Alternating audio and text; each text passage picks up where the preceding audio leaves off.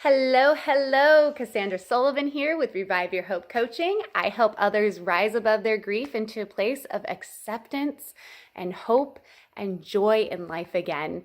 And so this week I am going to be talking a little bit of follow-up from a previous video about medication and how it can help you on your journey. I received a ton of emails and questions, and they were often the same questions about my journey, the hows, the whys, what I took. And so I figured I would bring you the top 4 questions that were repeated and answer them in a video so it can help you understand a little bit more about how medications can help and or hinder your progress. So the first question that I got was about side effects when taking medications. And yes, you can have negative side effects just as much as you can have positive side effects. So a couple side effects that I have experienced were headaches, strong headaches. They were not fun. I also experienced being like this walking emotionless zombie. Like nothing fazed me. Nothing angered me. Nothing made me sad. On the opposite side, nothing was really like, woo, or happy. It was just kind of like, that's cool. All right. Sorry you see it that way.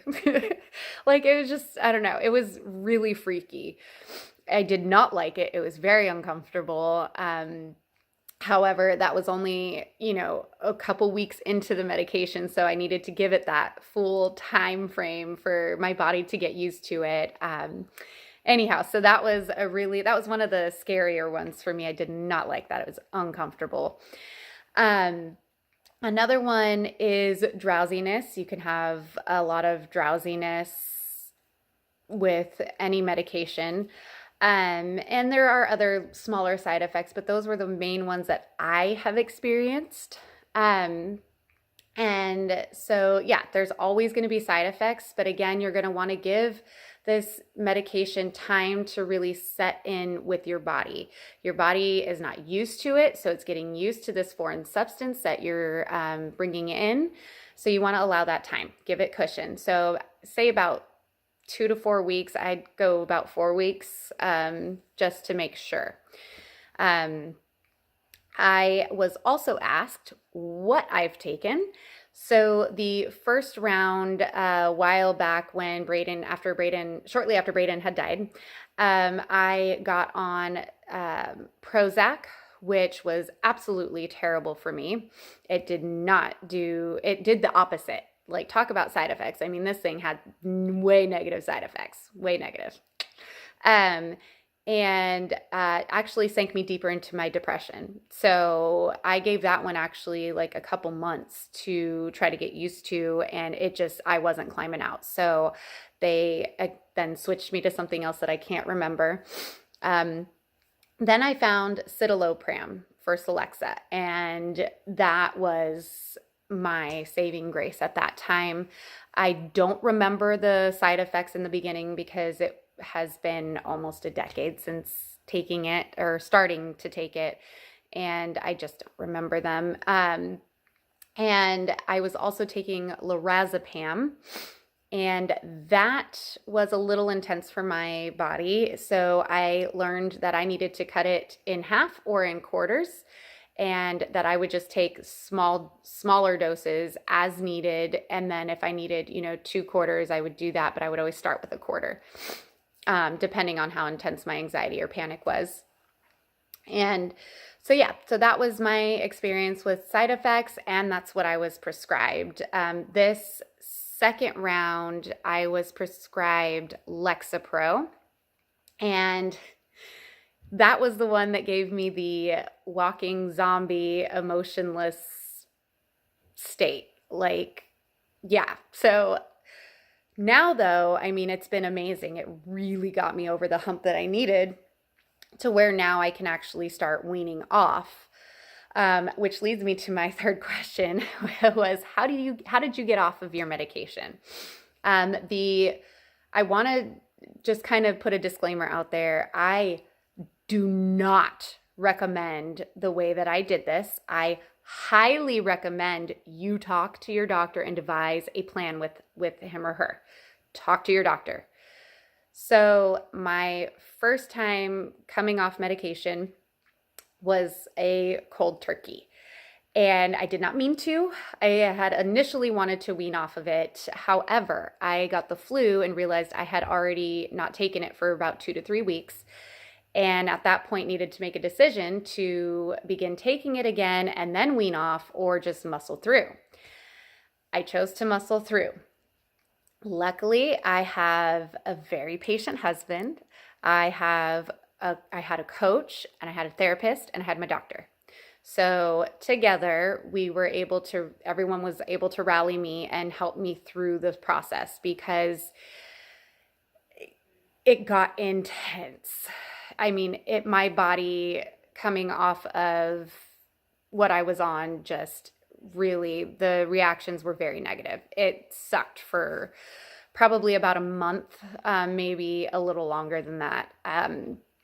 And I sunk into a deep depression and had to really work my way out of that one without the use of medication.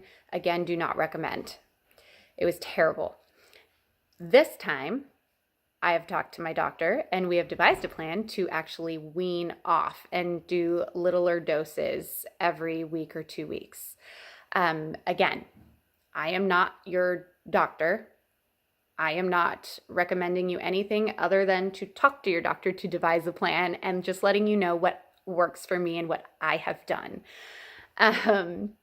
So the last question that I got a lot of was, how did you make the final decision to get back on medication? After working so hard to get off of it, what did that final step for you? So I will say that the initial thought of getting back on a medication I had a lot of thoughts of being a failure. I felt very defeated and deflated because I had done so much work to get off of the medications prior. And I'm a coach. I coach people through emotions. Like, if I have to get on a medication because I can't control my emotions, who am I to show up for other people? However, I am human. And I had to come to terms with the fact that I'm not perfect. Yay! So ego needed to get dropped. And I had to realize that there are tools out there that need to be utilized when my tools are not working. And luckily, there are medications as tools that we can use to get us through the hump. If you're not even getting out of bed every day, or you're just so down in the dumps that you just can't even think about getting your mind right, it might be time to get on something and go talk to your doctor about that. I had a chat with my therapist, my doctor, my coach, and unanimously across the board, it was, you're not a failure. I've had to use them before, and I'm a professional, and I'm a this, and I'm a that. And that really did help to have someone else say, I'm a therapist and I had to take medication after my divorce, or I'm a doctor and I had to take medication after this loss or after this devastating thing in my life. And to realize that, we're all just human doing our best, and it doesn't negate the fact that I'm a coach. It doesn't make my coaching any less or me any less than.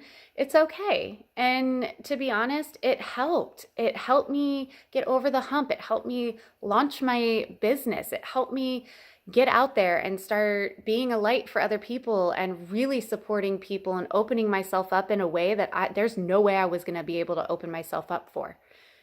If I hadn't taken that step, I would not be in the position I am now. I would not be healthy enough right now to support anyone else.